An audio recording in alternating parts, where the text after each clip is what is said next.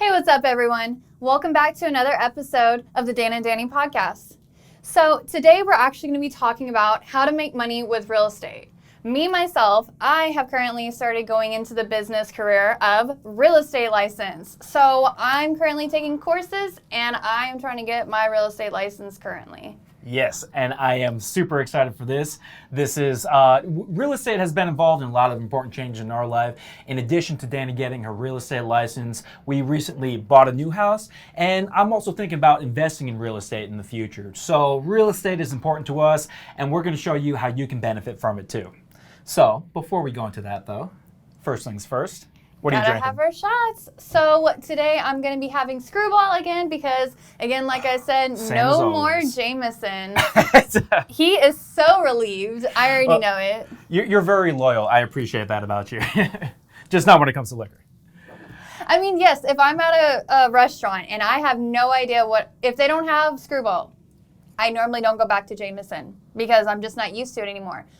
But I will go with maybe a vodka cranberry or see what they have on their cocktail list. However, I don't really like other people's contractions of drink mixtures and cocktails, so I like to pick my own, which is very hard, and I normally have to look at Daniel to figure out what I'm going to get. She normally keeps it very standardized. I'm very simple. Yes, I can't talk though. I'm doing the same thing. Western Sun Blueberry as usual. And we got John, our camera guy, taking the shots. Cheers.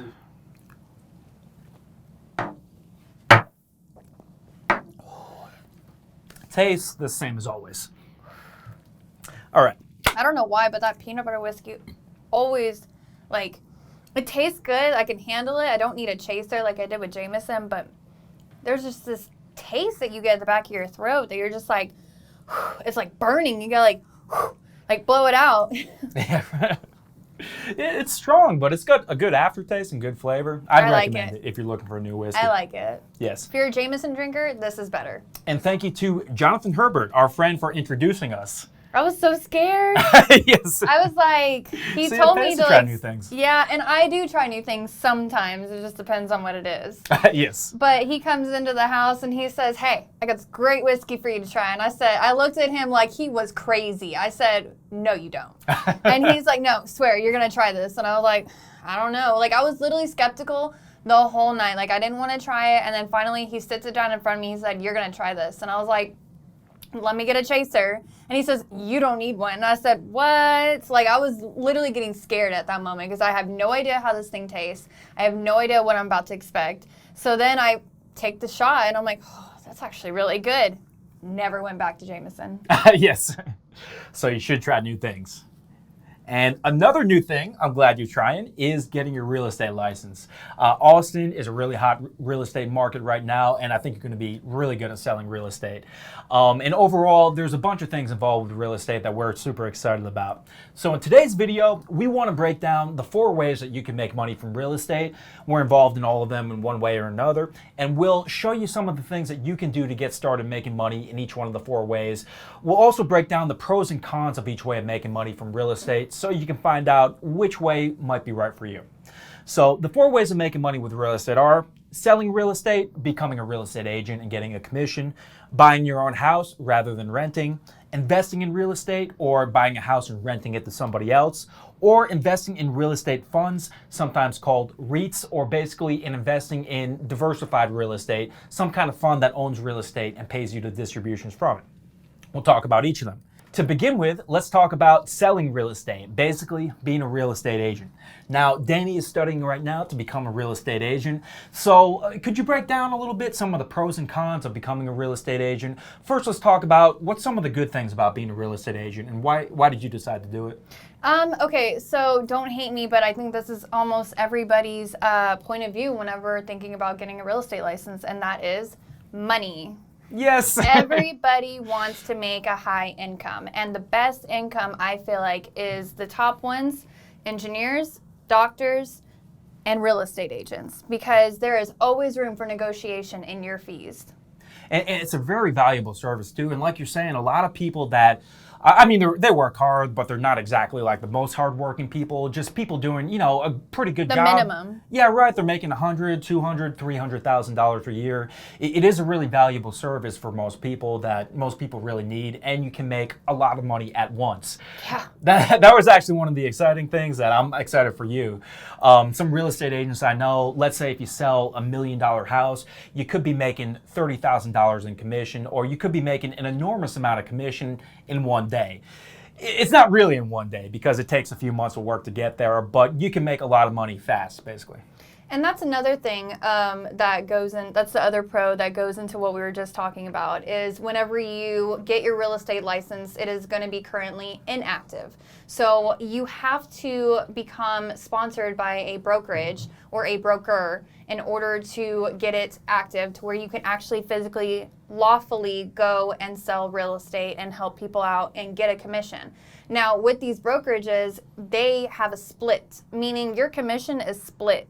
And that can be done in any type of way, which is why I said it's negotiable. So depending on the brokerage, like if you have different options as starting out as an agent.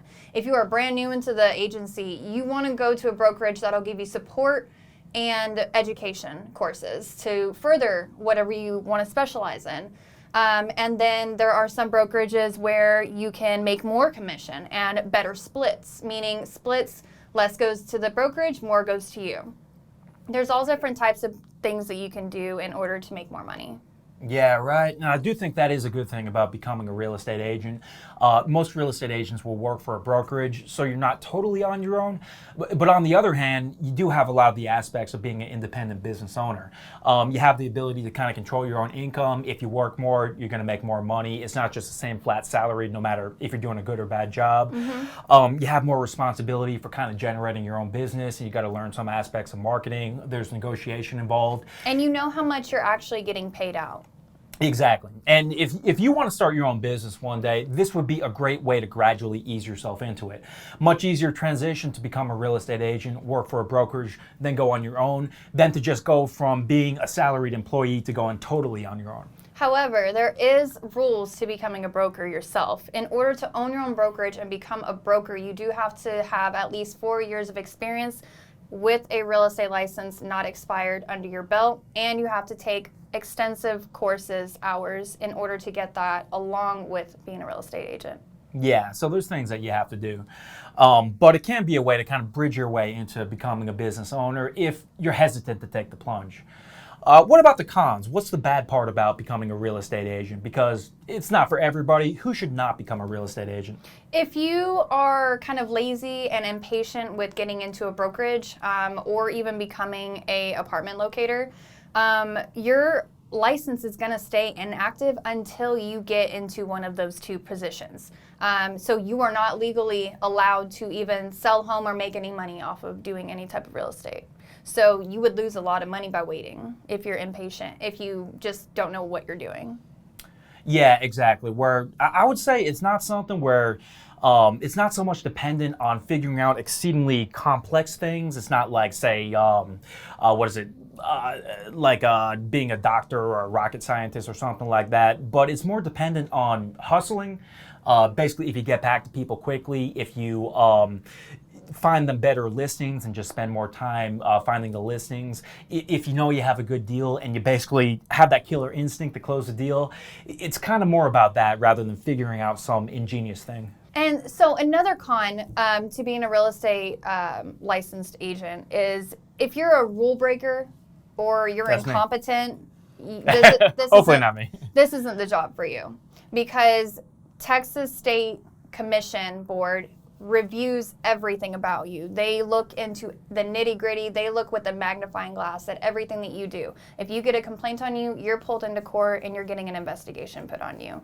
So if you are a person that likes to break the rules and get commission in the unlawful way, honestly, the commission board is all about ethics. That's why I could never become a real estate agent, because the first thing I do, I look at like her study material. There's some good things, but there's some talking about like mineral rights and things you would never need to know. So I'm like immediately figure out tactics to cheat on the test and like ways that you wouldn't have to actually study. I would never. I told him that that's not going to happen. But if you have that type of mentality, you probably shouldn't become a real estate agent. Exactly. But like mineral rights, there are reasons to know that in all aspects of real estate. So because you haven't actually done the courses, it's probably why you didn't know that. I'm not worried. If we strike oil below our house, then you'll know how to deal with it. You've already studied. Well, it depends on if we own the rights to underground. Oh, I didn't even look into that. See, that's what I'm saying. This is why I enjoy taking my courses and taking my time. Yes, and if you can find a girlfriend who's a real estate agent, that's a great way to get a lot of the benefits without studying. Honestly, he's really good at it anyways without me. Whenever we were doing our own selling, man, I was like, damn, babe, you really know your shit. And I was like, you want to get your real estate license with me? Yeah, and she was actually really good at finding the properties, and we're going to talk about that in a minute.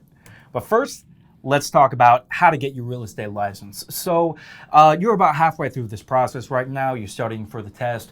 For people out there who just heard what you had to say and they're like, man, I want to become a real estate agent, how do they get their license? All right, so it's going to be a process, you guys. Now, to be honest, I didn't do as much research into actually getting my physical license as to me knowing that I had to take the courses. So once I took the courses explained to me in detail on how I need to actually physically go get my license.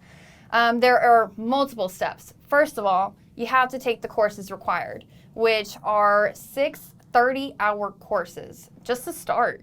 After that, you do have to take renewal courses every 2 years. So you have to do continuing education with it no matter what if you're going to be a real estate license holder. 2, you have to get fingerprinted. You got to be in the system. I honestly still don't understand why that is, but I'm pretty sure I'll figure that out later on. 3, you got to do a background check. They need to make sure that you don't have a felony mostly. If you have a felony, that's going to be probably a big, major part in if you're going to be a real estate license or not. If you have like drug charges from the past, they're going to look at that if it's a misdemeanor still, but they're going to give you the right to appeal to that, whatever charge that was. They're going to ask you what happened, and you can actually give them a written, notice on what you learned from that and how you made your life different. They actually give you the opportunity. So that's what's really nice about it. Other things. So you do still have to take the Texas real estate exam. You take an exam after your course, and then you have to actually schedule and register to take the actual Texas real estate exam, which is the major one. About everything. It's not just about Texas. It could be about national too. They do have those. And that's a big deal in order to get your real estate license. If you don't pass that 3 times in the year, then you have to restart everything all over again. And it's really shitty to have to do that. So it's a little bit of a process. And there's a bunch of things you have to do. And however, though, I will say it's a much shorter process than, say, becoming a doctor or getting a college degree. Start to finish, how long do you think it's going to take you for the whole thing?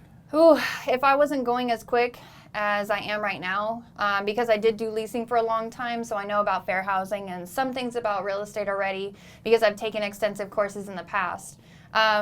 It's taken me about probably half the time I normally would for other people, but say you're a non-worker and it takes you about 5 days to get through like 1 30-hour, then it's probably going to take you about 6 weeks. Yeah, so basically 6 weeks of studying this full time, you're thinking? Yeah, if you have no job and you're not in school and you're just doing this, I would say 6 weeks. If you have a full-time job and you can only do it in between times, it's going to take you probably about 4 to 5 months. What about people that have a background in real estate? Maybe they worked in leasing like you. How long do you think it would take them? Oh, way shorter. Probably half the time it would take me. Yeah, so that kind of gives you an idea of the time frame. It's not overnight, but on the other hand, it's not 4 years either. Okay, so any other tips you'd have for people to get their real estate license? Do you know the name of the service that you use or any online service you recommend? Yeah, so there's Champions Online School, which was recommended to me by one of my real estate friends who already has had their license for 8 years. They work with RE/MAX. They're amazing at their job, and they love their brokerage. With the one that I like to use, I wanted to do it on the cheaper side. So I went to Aceable Agent, and that is an online course. And I think it's very helpful because it's funny. They read it to you, and I'm able to follow along with it. And they give you little test questions in between, and they give you like little summary tests at the end of each course. So I really like that about them. Yeah, and I think the service they're using is the way to go. And I would say seeing you go through this process online seems like the way to go. In the old days when you had to drive to class and study, I hate that. whole thing's a waste of time. You can do it online for a fraction of the cost and in a fraction of the time. And I hate being in school. I hate school. Right? I really do. You're grown-ass adults sitting in a classroom like, a teacher can ask a question. But in general, like, I don't like doing courses. I even thought that I would never be able to sit with my ADHD like in front of a computer and actually pay attention because I'm always losing track. But with this, because they read it to me and it's funny, I'm actually able to pay attention to what they're saying, and I'm remembering things very easy without even having to take notes. Yeah, right? Yeah, I thought it was a real good course that you're taking. All right, so let's talk about the second part of this. Once you got your license, what's the process like from what you found out so far of getting clients and making commission? How do you translate that license into money? So either way, once you get your first real estate license, you have to get a job with either a brokerage or an apartment locating service place, because that's whenever you will legally be able to start selling real estate, which is what I said previously, and that will make your license active. And it needs to be active in order for you to be able to do real estate legally. So in order to get the clients, once you get to a brokerage or once you get to an apartment locator services place and you start working for them, they will have all these listings of people that want real estate agents, that need real estate agents to either buy or sell their home. When you are doing that, they also ask that you take your own time and find your own clients as well. So you want to advertise, but be careful about what you advertise because you can't be what they call puffing. So you can't do anything like exaggerate about the house. So you can't say, this house is perfect in every type of way. That's puffing, and that could cost you and put you in court in front of the commission board. That's why I sold my house without an agent. That was my ad right there. That was straight Legally, puffing, you are actually 100%. allowed to do that because you are not a licensed real estate holder. Yes. But it's still unethical. I feel a little bit guilty, but not really.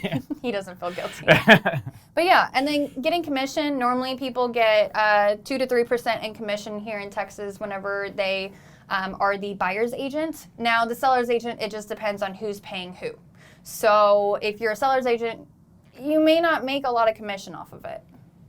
Just saying. That's why I want to be a buyer's agent. And the approach, I've dealt with a lot of different real estate agents. The ones that tend to make the most commission, it is negotiable, like Dani was saying. It could be 3% or 2% or 1%, depending on what you work out. But usually what real estate agents will do that tend to make 3% is they kind of pretend that 3% is a standard government ordered commission. But it's not. Yeah, and they basically say like, oh, of course, standard is 3%. That's just what it is in Texas. But they don't tell you it doesn't have to be 3%. That's kind of the maximum range. It actually goes off of the brokerage. The brokerage is who depends on what the percentage of commission will be. So let's talk about how you find clients in the first place. Should people expect their brokerage to bring them leads, or do you think you'd have to generate your own leads mostly? The brokerage will definitely be majority of where your leads will come from because that's what they're for. They're there to help your sales agents to find clients to make their business money. So any broker should be paired to the realtor's board, and that gives them permission to use the MLS program. And the MLS is what gets leads. Yeah. Because I would say that's kind of the first level. If you don't know how to market at all, then you'll get fed a certain amount of leads. You can make a living. That's maybe enough to make 50 grand a year. But if you want to make 500 grand a year, the next level is kind of generating your own leads. I'll talk about a few ways that I've seen people do well with this. I haven't actually done this myself, obviously, but I do have friends that have done really well with real estate. One guy in particular, the guy that I'm thinking about that does the best with real estate, has kind of established a niche within internet marketing. This is the guy that sold me my house. The reason why I paid him a big commission was that many other people that I knew in the industry also had him as their agent. They recommended him very highly. So with 10 people I knew recommending this guy highly, it was a pretty easy decision. With my first transaction, I didn't know anything, and he did a real good job guiding me through that, and it was definitely worth it. But that would be kind of my recommendation, seeing that from the customer's point of view. If you can establish a niche, and what I mean by that isn't so much a niche of the type of property you're selling, but a niche of the type of customer that you're appealing to. It could be internet marketers, it could be accountants, it could be engineers, but basically if you got 10 accountants or 10 engineers or 10 internet marketers that recommend you, you're gonna kind of hit critical mass, and then everybody within that group is gonna eventually know you as kind of the go-to guy. So that's what I've seen working. What do you think though, what would you recommend, Dani, from what you've learned so far, for people to take their income up to that next level beyond just taking the brokerage's leads? Networking. A lot of people, whenever I said earlier about how if you, depending on which brokerage you go into, you can do one that gives more support and education. With the support and education, most of the time they'll have mentors assist with you. Mentors will be the ones that'll tell you which showcases to go to, which events to go to, which places to go network at. When you make those networking connections, you say somebody, okay, so I'm going to give y'all a scenario. Say Elizabeth is a real estate license and she has a client that calls her and needs to come down from Europe to find a house within 2 days. Now, Elizabeth is about to fly out to Vegas in 1 day, so she cannot help them. Who's she going to call? You, because she knows you and you guys have this rapport connection. So when you get that networking going, they're going to call you to be there to take on their clients. Yes. And that's another reason why I think you're going to be great at it. If you're a good networker, being a real estate agent is probably for you. And I'm a people person, so. Right? Me, on the other hand, I'm a terrible networker. My specialty is clicking on things. So this isn't my strong suit. But if you're good at it like Dani, definitely going to be a plus factor on your side. All right, so that's becoming a real estate agent. Good option for a lot of people, especially those of you guys who are good networkers. Next, let's talk about buying your own house. So this is another way to kind of invest in real estate. You won't be directly making money from it, but you will be saving rent costs, and it can make a lot of financial sense for a lot of different people. We recently bought our own house, and for the first time, we did it without a real estate agent. And we'll walk you through kind of the pros and cons of doing it with and without an agent. So what's your thoughts overall on buying your own house? Can you run people through some of the benefits of buying your own house versus renting? So without using a realtor, the only thing that you're going to lose as a con is the guidance, like you said. If you are new at this and you don't know the lingo very well, like, real estate lingo, you're not going to know what you're doing. You're going to need somebody. So at least for your first home, use a real estate agent. That's what I would tell you, because after that, you'll know things. You can do your research on the lingo. You can, do your research on the laws. And if you want to sell your own home, you don't need a license to do that. You're right. And I do think it makes sense for a lot of people to do it without an agent if you're experienced like we are now. So just comparing the buying your own house to renting, if you buy your house, obviously you don't have to pay rent. That's the most obvious benefit. But you do have to pay a mortgage payment. A benefit of buying your own house is that you can take advantage of historically low interest rates. So for more people than ever before in any time in history, you'll wind up ahead by buying. Another benefit of buying is that you can customize your house to exactly how you want it to be. There's not rules like there were in a shared building. This is one of the biggest reasons why I moved out of an apartment years ago. People always complaining about noise I was making or having people over. In your own house, you have your own rules and you're kind of fully an adult. Well, that's kind of depending on if you have an HOA or not, because in the HOA areas like subdivisions, there are noise limitations and stuff like that. That's true. And another pro to buying your own home is when you're renting a house, you're still paying property taxes. A lot of people don't actually know that, but you are. It may not say property taxes, but it's going to be put into your rent. Exactly. If your city's property taxes went up by 50%, you're going to see that directly into your rent. So if you think that you're not, you are. Yeah. And if you think that renting a home for that reason is beneficial more than buying, you're not doing yourself any favors. Another benefit, your first $250,000 of capital gains on selling your house are tax-free. If you're single. If Yes. you're married, it's $500. That's right, $500,000. And you get to do this every other 2 years. Yep, that's right. Or every 2 years, I'm sorry. So tax-free gains, another really great benefit. So Which there's is a lot why of we benefits. need to get married so we can get more. Yes, for tax reasons. So there's a lot of pros, a lot of factors in favor of buying a house. Let's talk about some of the cons. Number one, you got to come up with a big down payment. So now you can get a house if you put as little as 10% down.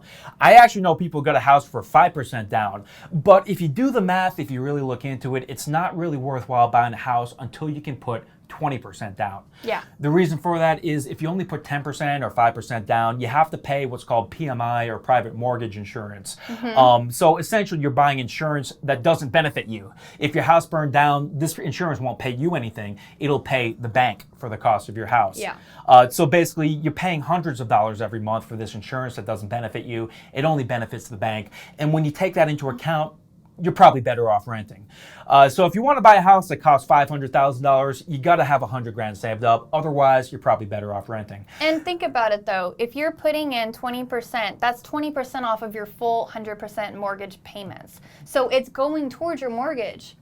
It's not just money that you're throwing away. It's going to take off a significant amount of money that you will have to continue paying in that 30-year. Exactly, and that's a really good point. You're not losing that money. You're just trading that money for equity in the house, which you'll eventually cash out. If you've ever traded in a car, you know what I'm talking about. Yes, and the good part is houses depreciate less quickly than cars. In fact, most of the time they appreciate. Actually more, yeah. They upgrade them. So probably whatever you put in that down payment and the mortgage payments towards the principal, you'll be getting that and more back out. Yep, because that's what we're planning on doing is upgrading and getting some good money for it. Yeah, so if you have that $100,000, if you have that down payment, it's probably worthwhile. If not, though, you should probably save up a little bit more. So can you run people through some of the other cons of buying a house? What do you think is some of the reasons why people might not want to buy a house? Finances every month. You may not make enough to even be available or to even get a mortgage. So people could be scared about that. Qualifying for a mortgage too, that's a really good point, is a huge hassle. It's horrible. It's the worst thing ever.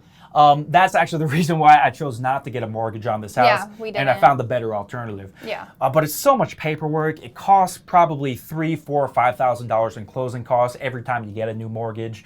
It's basically a lot of work, and there's closing costs where you got to pay to even get this mortgage. If we had known, like from day one, that we weren't going to go and get a mortgage for the new house, our timeline for this whole process would have been cut in half.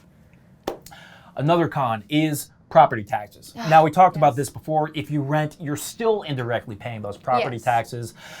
The advantage of renting, though, is that a landlord which has, say, 10,000 units, they typically have a lot more political influence than I might or that Dani might, and they can negotiate much better deals. And that's weird that you say political, because a lot of people that are either landlords or property managers or real estate agents are all political people. Exactly, and you see why. Income tax doesn't really work like this. Like, I can't protest my income tax and be like, Joe Biden, you're charging me too much. I want to pay only 25%, not 39%. Right. That doesn't work. But Read a strongly worded letter. But I don't know why, but property tax does in fact work like that, where you can complain about it and sometimes get your tax lowered. In practice, for people like us that only own one property, they're probably not going to do too much. But if you're a big landlord that's making political contributions, if you have millions and millions of dollars worth of real estate, a team of lawyers that specializes in doing nothing but property tax protests, you'll probably pay less than the little people will. And basically, long story short, you'll probably pay a little bit more in property tax if you own your own house than if you paid it indirectly through renting. Yep, that's actually true. Another big con of owning your own house, maintenance. Oh, that's right. Yeah. So if you have to, okay, so here's the thing about maintenance. If you own your own home, like your whole entire lot, your whole acre of land, the house, the land underneath it, the sky, everything, you have no maintenance crew to do things for you for free. And there's nothing in your contract of your deed that says maintenance is coming out whenever we request it. But if you have a condominium, you own the title to that condo, but you get shared spaces for the outside activity areas, which means maintenance is mandatory. And that's what I like about that.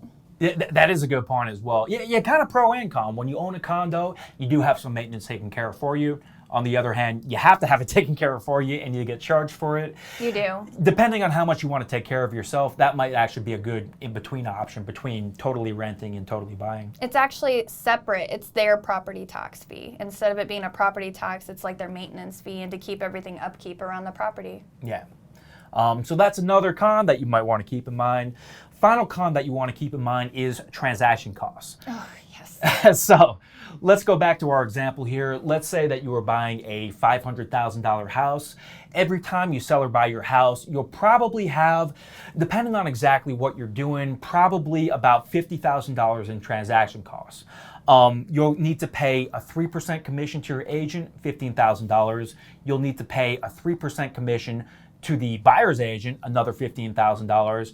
You'll have to pay for a new mortgage, probably about $5,000. You'll need to do various little repairs to sell your house, and you're probably into this about 10% of the value of the property for every transaction you do for the average person.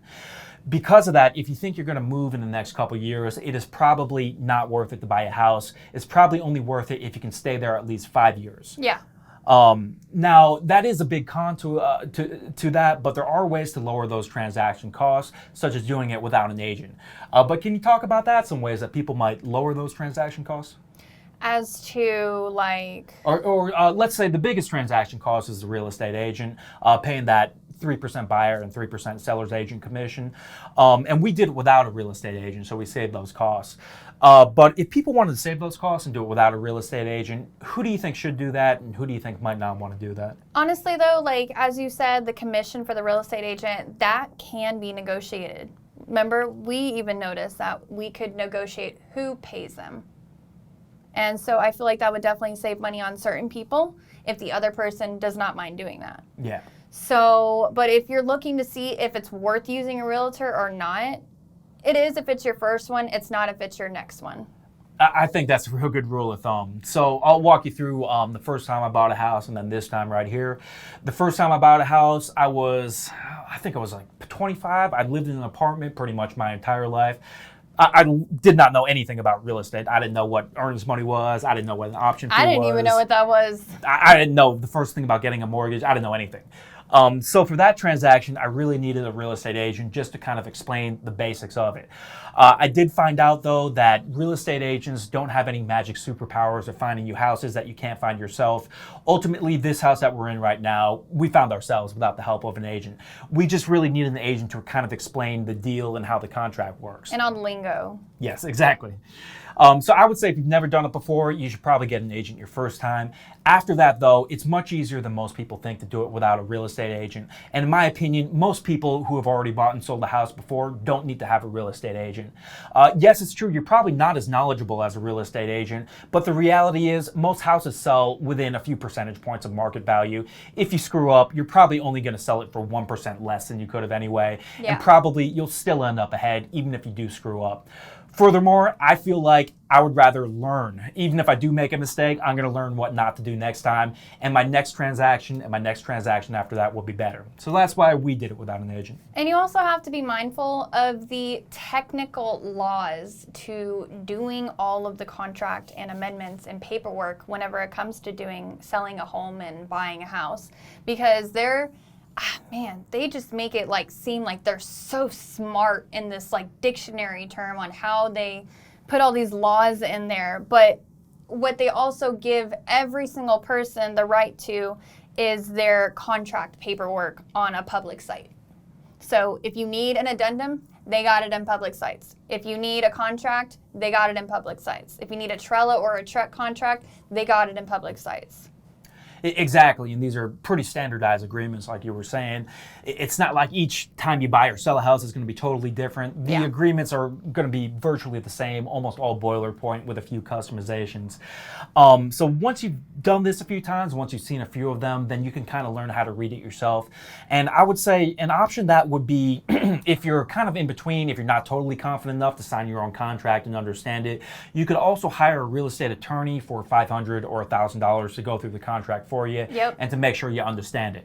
So that would be a way that you could save most of the commission and still fully understand everything in the contract. And the thing you said about the attorney, you never, ever, ever want to sign a contract without an attorney looking at it first. That is the number one rule about contracts. Yes.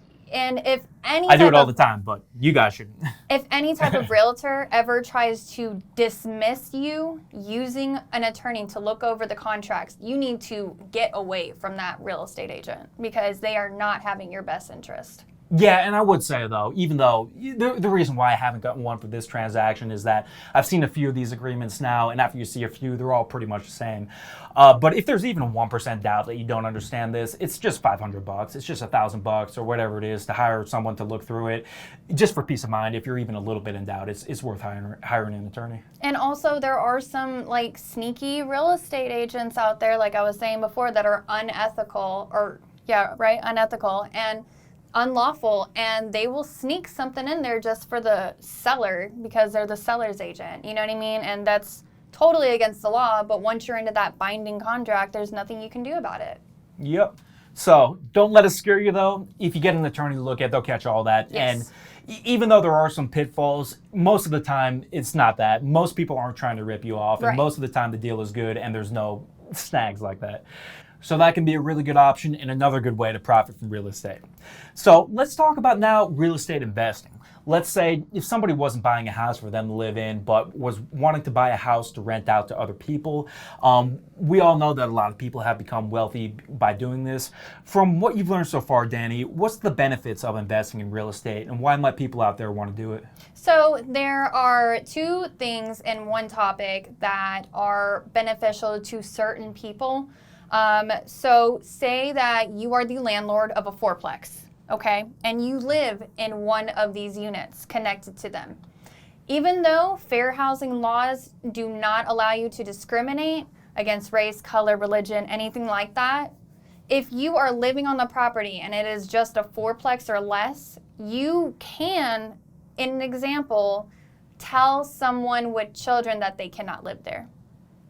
But if you have more than 4 and you also don't live on the complex, then you cannot do that.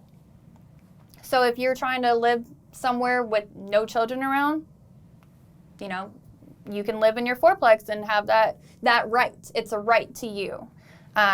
What about pets? Can I restrict people's pets if I'm the king of the fourplex?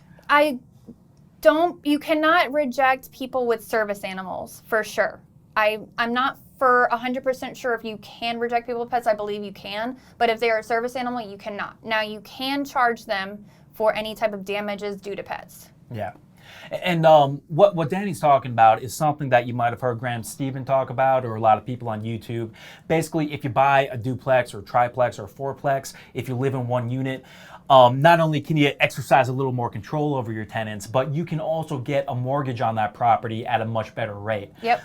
If you have an owner-occupied property, then you can get a mortgage at a subsidized consumer rate, whereas if you don't occupy the property at all, you're going to pay a little bit more for the mortgage. Regardless of whether you're paying a lower or higher rate on the mortgage, though, the availability of low-interest financing is one big advantage of investing in real estate. For sure. We're at an historically low interest rate. You could never borrow money as cheaply as you can today, and that's one major plus of real estate investing. There's also a lot of tax advantages of real estate investing. For example, property owners are legally allowed to depreciate their property every year, even though in actuality their property appreciates every year. What I mean by that is when you own property, it'll very, very rarely go down in value. While it does happen sometimes, most of the time it goes up in value. So every year your property appreciates or goes up in value. You don't have to actually pay taxes on that income, though, until you sell the property, and even then you might not have to pay taxes at all. In fact, you're allowed to depreciate your property and kind of pretend for tax purposes the value is going down. That's a really, really big advantage, and you could harvest a lot of depreciation every year. This might knock $20,000, $30,000, $40,000 off your taxable income every year without requiring you to actually lose that money. Just for tax purposes, you can lose that money. So that's a big advantage. Another big advantage, the 1031 tax deferred exchange. So this is a huge advantage of real estate investing. Basically what this means is that if you sell a lower priced property, and then I believe it's within 30 days if you use that to buy a higher priced property, if you roll it over into a bigger property, you don't have to pay taxes on your gains. Again, this will apply even if you're just investing in it, if you're not occupying it as an owner. As long as you roll it into a higher priced property, you could essentially just keep doing this to infinity and never ever pay any taxes on your gains. That's what a lot of real estate investors have done. So a lot of debt advantages and a lot of tax advantages to real estate investing. All right, so what are the disadvantages of real estate investing? So it's a lot of advantages, but there are some downsides as well. The first downside is kind of the same as the upside, the debt. So debt is mostly a good thing when it comes to real estate. If you're borrowing money at 3, 4, 5% and you're making 10%, most of the time it works out. But debt can also get you into trouble sometimes. If you're borrowing money at 5% and you're making negative 5%, that's obviously a very bad situation. And you could get into a situation where you can't pay your mortgage, you build up a bunch of equity in the property, and then it gets foreclosed on. So because it involves debt, it's more risky than, say, buying stocks without debt. Another con of real estate is that it's not as diversified as other investments that you could make. Let's say if you have a limited amount of capital, if you have $100,000 to invest, you can probably only buy 1 or maybe 2 houses at the maximum. If there's some type of disaster in your city, let's say if your city is incompetent and shuts out the electricity for a week and your water and nobody wants to live there anymore, maybe that'll affect your real estate values. Whereas if you were internationally diversified, you'd be pretty much immune to any type of local disaster. So that's another con of real estate investing.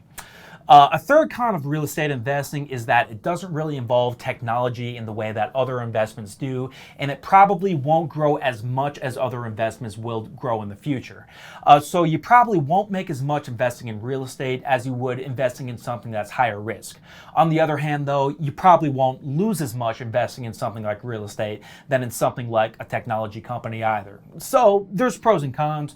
Overall, though, I think it makes sense for people to invest in real estate if you have a good amount of money, if you're interested in it, and if you're willing to take the risk and the kind of the emotional risk of going into debt and potentially losing money because of that. There's also one big major con into investing in real estate. We live in the United States. If we lived in Japan, we could buy so much more stuff, because whenever they in Japan come over to the United States and invest money, they get way more back to them than we would here. Yes. And there is a way to invest in real estate without having to actually buy any property yourself, without having to fix any toilets, and that is real estate investment funds. So these are sometimes called REITs, real estate investment trust. Basically what this is a real estate stock. You can buy it just like you would buy a mutual fund, just like you would buy any other stock. You could go on Robinhood, or you can go on E-Trade, or whatever your broker is. Are we really going to talk about Robinhood right now? You probably shouldn't go on Robinhood and do it, but you could. Just like any other stock, just like any mutual fund. One tap, one click, you can buy this and you're invested in real estate. Even Cash App. Yes, even Cash App. No, seriously, Cash App, you can do Bitcoin and stocks now. And that's a great point. That's really how easy it can be. You could be doing this and you could be making real estate profits. So that's one pro. So what are the other benefits of real estate funds?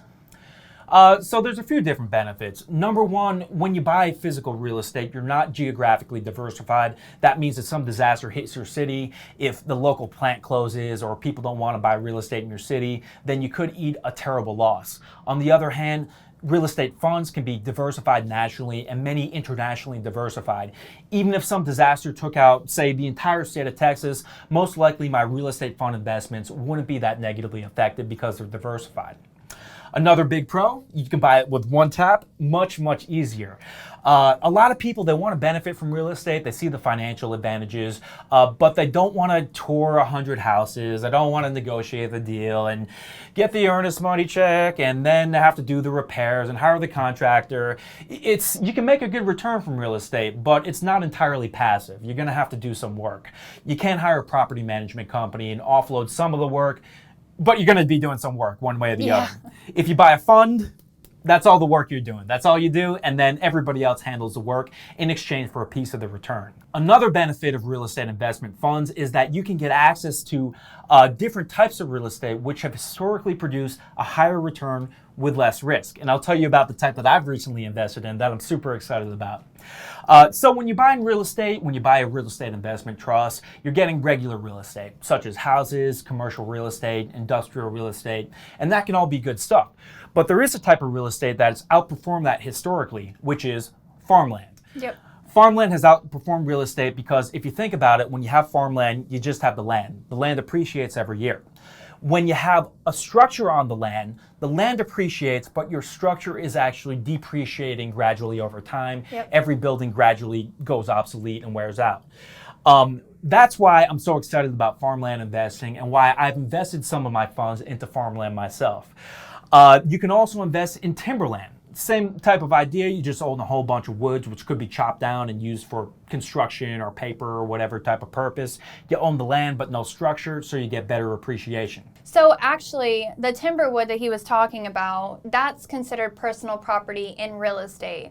If you were to say, I'm going to take this with me, then that's your personal property. If you can physically move it, then you can take it. If there's no way of moving it, like a house or a stone wall built into the ground, that's not personal property. And that's a really good point too. When you're buying farmland or timberland, every year if your trees grow, then your real estate is appreciating even more than the land itself. And what I've invested in is almond farms. When you have almond farms, every year the trees grow. If they're producing more yield, then that's adding appreciation to even the land itself. So that's another advantage of real estate funds.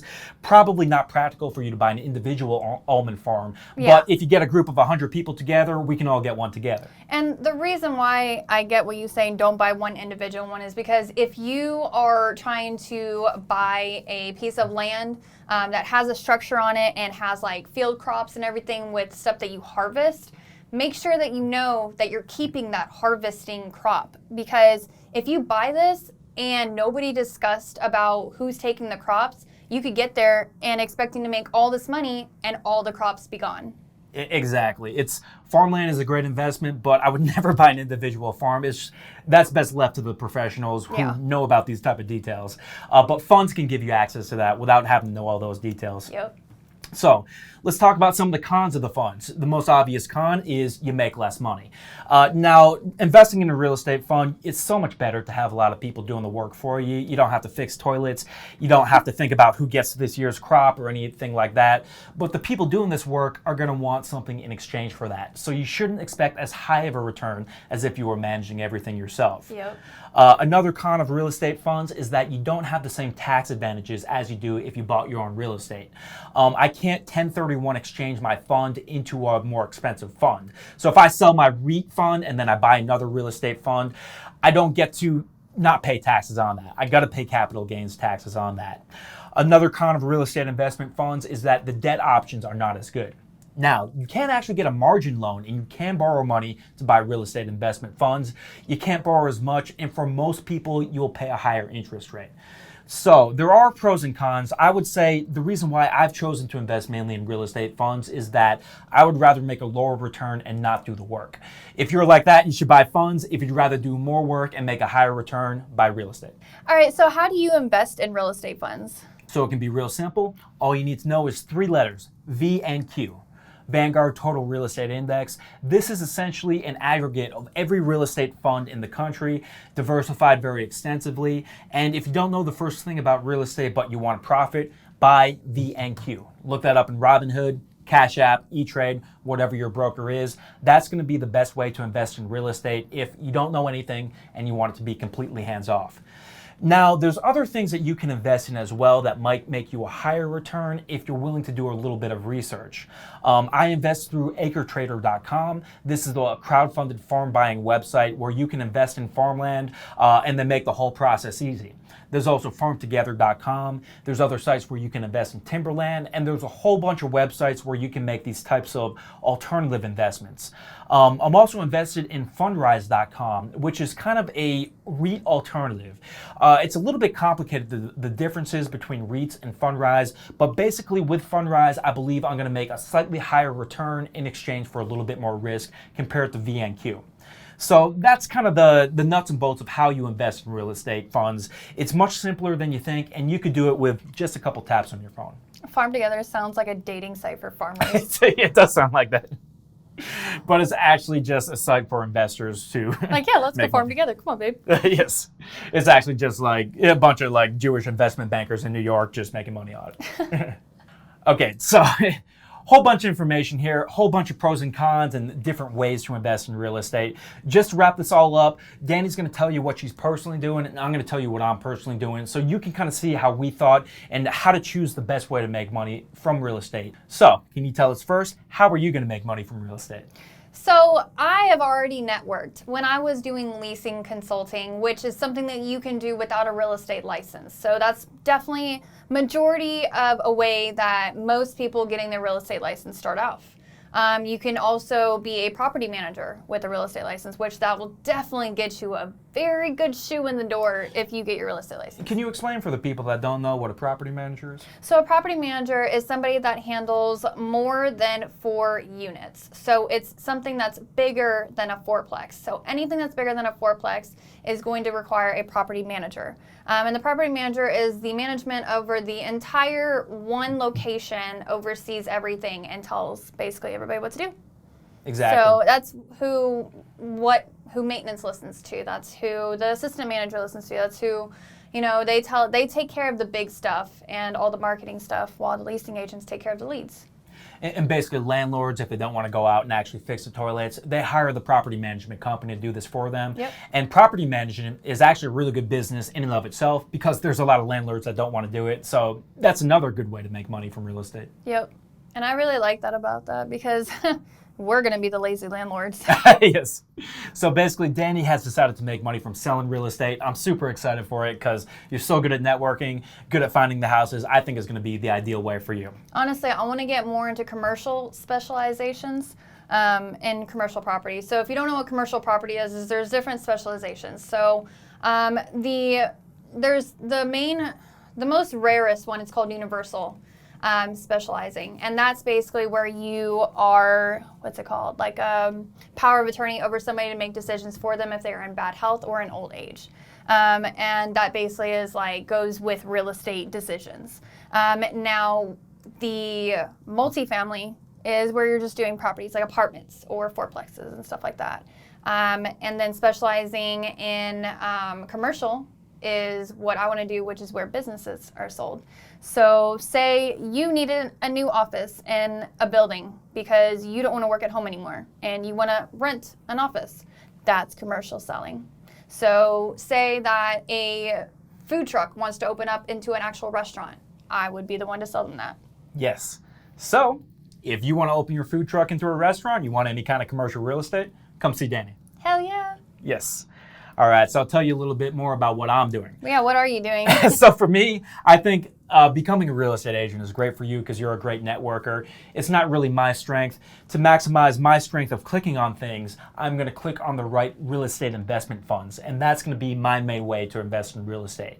Right now, my main way that I've invested in real estate is VNQ, the Vanguard Total Real Estate Trust Index. This is, in my opinion, the best real estate hands-off investment. That's where the bulk of my funds are, but I also have some funds in Acre Trader and Fundrise. Those are my alternatives that I think will give me a little bit higher return in exchange for more risk.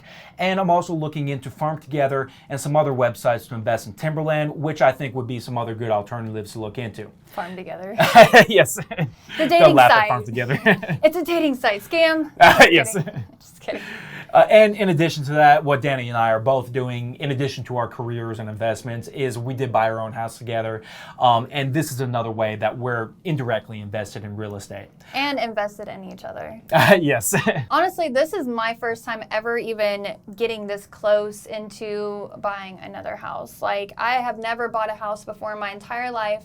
I have never even gone through the process of it. I just remember the last time I remember even hearing the lingo, I was a kid, yay, hi, and walking around bored as hell with my grandparents, oh, when are we gonna go home? You know what I mean? So I really didn't even pay attention. I thought it was the most boring thing ever. And now I'm such an adult that I'm this house and this house and this house. I want everything. You know what I mean? So I really liked it. Yes, and our confidence increased so much after doing this last transaction. You might think that you can't do it without a real estate agent, but we found out that we can do it. And that was a big part of our reason to buy this house, and rather than renting something.